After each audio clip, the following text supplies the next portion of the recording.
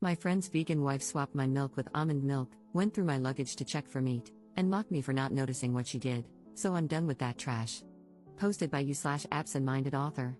I know I'm partially at fault for the friendship ending, and I'm willing to accept my judgment. This is really long, sorry. In November of last year, I, female, went to visit a friend, we'll call him Kevin, and stayed at his and his wife's house. Early last year, Kevin and his wife, we'll call her Karen, moved a couple of states away. For context, we are all over the age of 35, and Kevin and I were part of a friend group from an old job. Another couple from the friend group went on this trip as well, but they were also visiting family and stayed with them. Prior to the move, our friend group didn't have much interaction with Karen because she rarely joined us, though she was always invited. They also never hosted us at their old house. They are vegan. I am not. Well, Kevin is not fully vegan, as he eats fish. However, his wife does the grocery shopping, so everything besides fish is vegan, and he eats and drinks it. He buys his own fish and has a mini kitchen to prep his meals away from hers. For even more context, Karen is not vegan for health reasons. She constantly brings up their veganism, no matter how irrelevant it is to the conversation, makes fun of people who eat meat or use products made with animal byproducts, accuses people of murder, etc., except she leaves Kevin alone. She calls any food that isn't vegan trash and garbage. For example, when we'd hang out before they moved and she happened to be there, she would ask how people could eat such garbage whenever any of us ate meat. It was annoying, but I never got confrontational about it.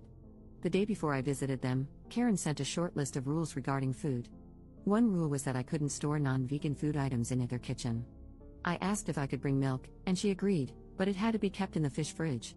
All the food I ate at their house tasted off, even the breakfast waffles and the tuna casserole Kevin made for the two of us on Saturday afternoon. It didn't taste spoiled, just off. Weird, and a little gross. I've never eaten vegan before, so I assumed it was just the difference in ingredients. I couldn't eat more than a few bites. Fortunately, I packed some protein snacks, non-vegan, that I kept in my room, zipped in a canvas bag at the bottom of my suitcase. I wasn't explicitly prohibited from bringing snacks into my room. I kept my trash and disposed of it after leaving. I also ate some street food at the market that Kevin, our friends, and I visited Saturday afternoon, and ate like a horse at the restaurant we went to Saturday night, no shame, lol.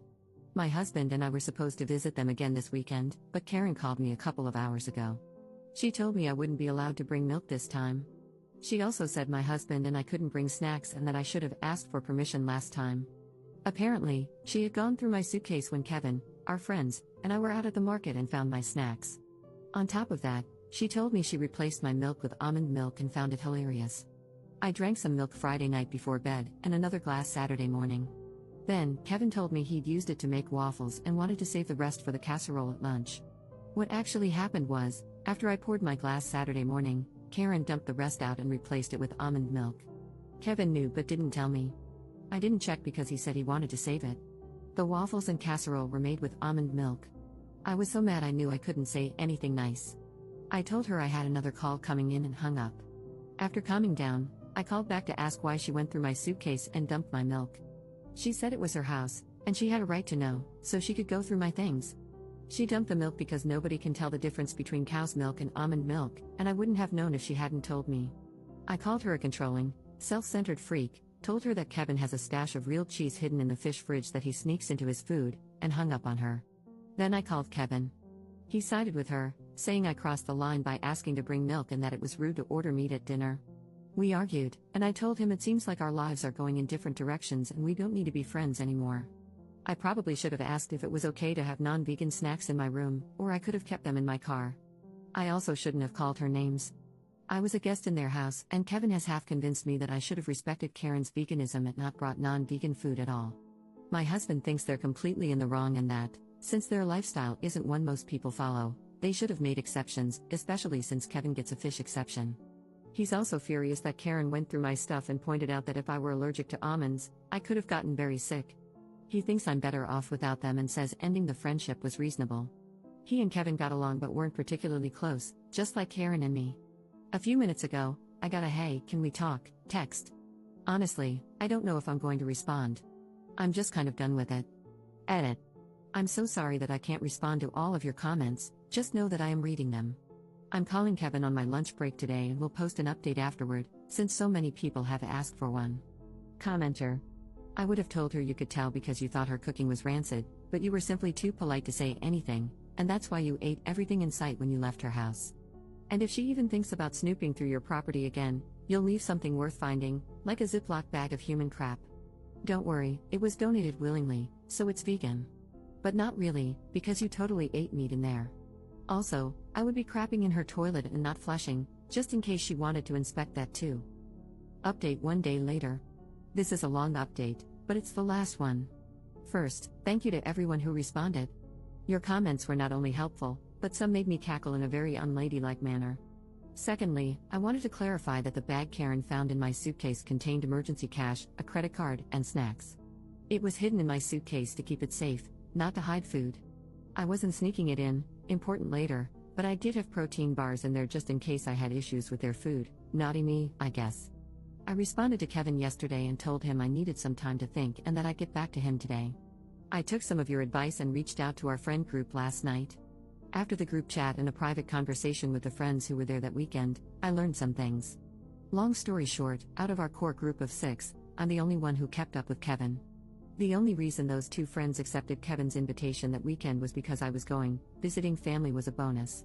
After taking the rest of the night to think about it and sleep on it, I realized that all of you were right about Kevin's complicity regarding the milk switch.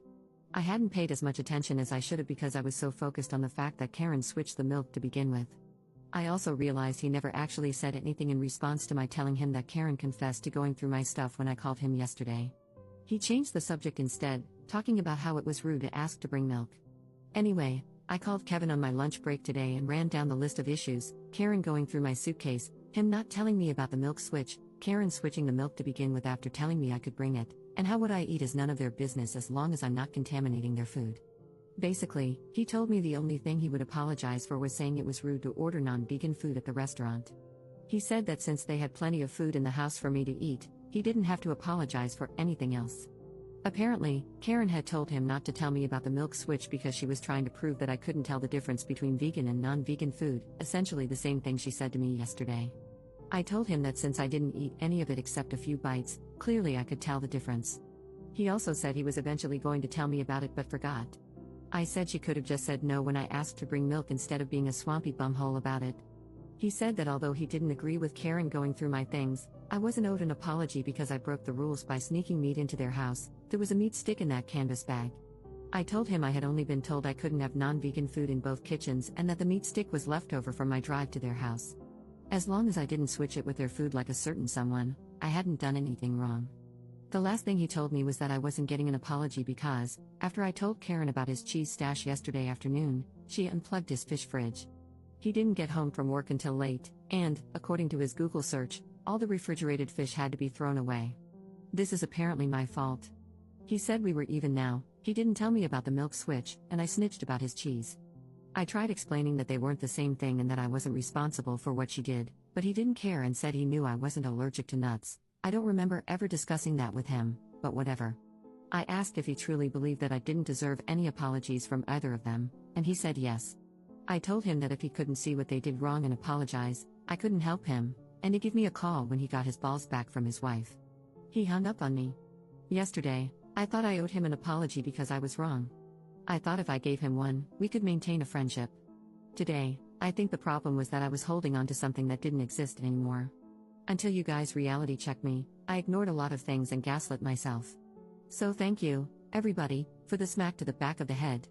Everyone should have people like you in their lives. Thanks for reading.